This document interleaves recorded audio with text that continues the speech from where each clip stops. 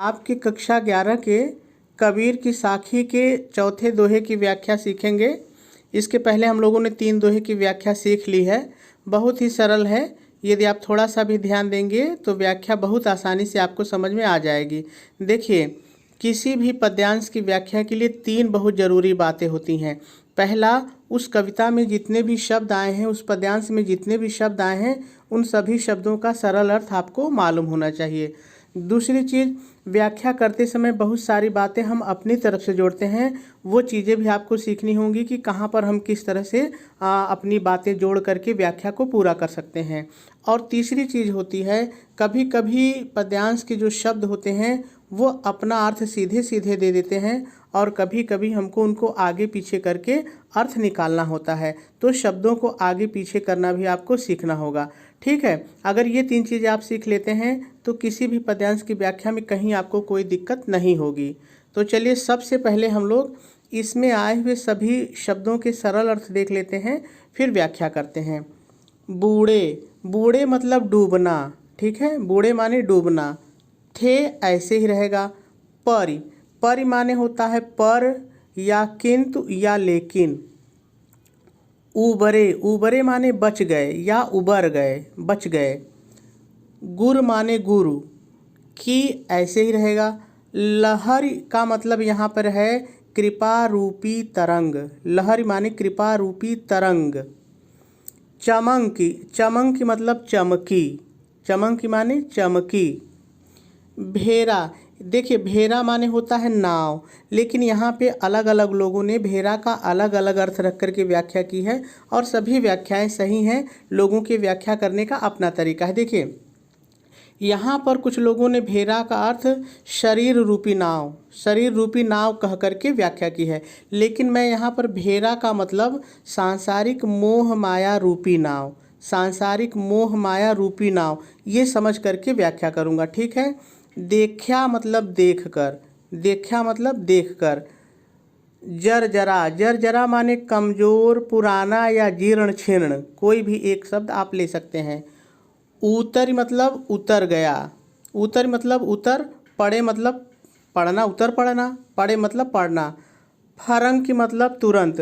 वैसे हम लोग फरंक का मतलब दूर भी कहते हैं ना, कि कोई काम हम हो करके फरंक हो गए तो दूर, लेकिन आपकी किताब कहती है कि फरंक माने होता है तुरंत। तो चलिए हम यहाँ पे तुरंत इसको करके व्याख्या करेंगे। ठीक है, तो सभी शब्दों के सरल अर्थ हम लोगों ने देख लिए। अब हम लोगों को इसकी व्याख्या करनी है, लेकिन व्याख्या से पहले थोड़ा सा हम लोग संदर्भ और प्रसंग की बात कर लेते हैं। क्योंकि देखिए, होता क्या है कि आपकी 11 की परीक्षा में संदर्भ, प्रसंग, व्याख्या या इसमें आए हुए शब्दों की का विलोम या इसमें जो भी शब्द आए हैं उसके किसी एक भाग की व्याख्या, इसमें बहुत सारे प्रश्न बन सकते हैं। क्योंकि हाई स्कूल में तो सिर्फ आपको संदर्भ, प्रसंग, व्याख्या और काव्य सौंदर्य लिखना पड़ता था, लेकिन कक्षा 11 में प्रश्न की कोई सीमा नहीं है कि वो किसी भी पद्यांश से क्या प्रश्न बना सकता है। ठीक है, इसलिए हमको इसके सभी पहलुओं पर ध्यान देना पड़ेगा। तो चलिए, हम लोग संदर्भ और प्रसंग की बात करने की बात हो रही है, तो चलिए हम लोग सबसे पहले संदर्भ लिखना होता है तो संदर्भ लिख लेते हैं। आप संदर्भ हेडिंग डालेंगे, डैश डालेंगे और डैश डाल करके लिखेंगे, प्रस्तुत दोहा हमारी पाठ्य पुस्तक हिंदी में संकलित साखी शीर्षक से अवतरित है। पूर्ण विराम लगाएंगे और आगे लिखेंगे, इसके रचयिता संत कबीर जी हैं, और आपका संदर्भ पूरा हो जाएगा। चलिए, अब प्रसंग की बात कर लेते हैं। देखिए, प्रसंग में मैं बार बार कहता हूं कि जो व्याख्या करते हैं उसी का एक छोटा सा हिस्सा, एक छोटा सा भाग प्रसंग हम बना लेते हैं, और हर व्यक्ति अपने अपने तरीके से अलग अलग प्रसंग बनाता है। ठीक है, तो चलिए हम लोग प्रसंग लिख लेते हैं।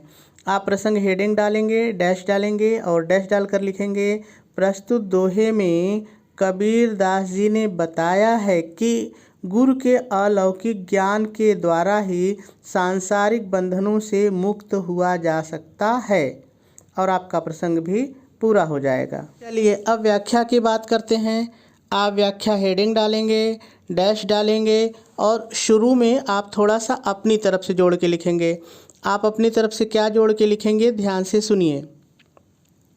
प्रस्तुत दोहे में कबीर दास जी कहते हैं, मैं सांसारिक मोह माया और विषय वासनाओं में अब आ जाइए दोहे पर। विषय वासनाओं में डूबा हुआ था, लेकिन सद्गुरु की कृपा रूपी तरंग चमकी और मैं, इतना आपने जोड़े, और मैं बच गया। पूर्ण विराम लगाएंगे, फिर आगे थोड़ा सा आप अपनी तरफ से जोड़ेंगे। गुरु की ज्ञान रूपी तरंग में मैंने, इतना आपने जोड़िए, गुरु की ज्ञान रूपी तरंग में मैंने देखा कि जिस मोह माया रूपी नाव पर सवार हूँ वह अत्यंत जीर्ण शीर्ण और पुरानी है। फिर अपने जोड़िए मैं, इतना आपने जोड़िए, मैं तुरंत उस पर से उतर पड़ा, अर्थात गुरु से ज्ञान प्राप्त करके मोह माया से मुक्त हो गया और ईश्वर की भक्ति में अपने मन को लगा लिया। और आपकी व्याख्या यहाँ पर पूरी हो जाएगी। आपकी व्याख्या अच्छी तरह से पूरी हो गई। चलिए अब काव्य सौंदर्य देख लेते हैं।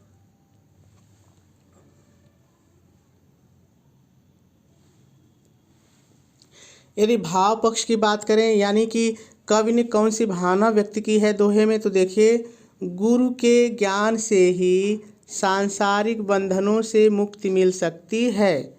और दूसरी भावना है भेरा अर्थात नाव, सांसारिक मोह माया का प्रतीक है। यदि रस की बात करें तो इसमें शांत रस है। यदि भाषा की बात करें तो सधुक्कड़ी है। शैली मुक्तक है। छंद आपको पता है दोहा है। गुण की बात करें तो प्रसाद गुण है। शब्द शक्ति इसमें लक्षणा है। और अलंकार रूपक अतिशयोक्ति, यानी आप रूपक भी कह सकते हैं, रूपक अतिशयोक्ति है। और भाव पक्ष का मतलब मैंने बार बार बताया कि यदि आपको कोई और कविता इसी भाव पर आधारित हो किसी भी कवि की, तो आप लिख सकते हैं।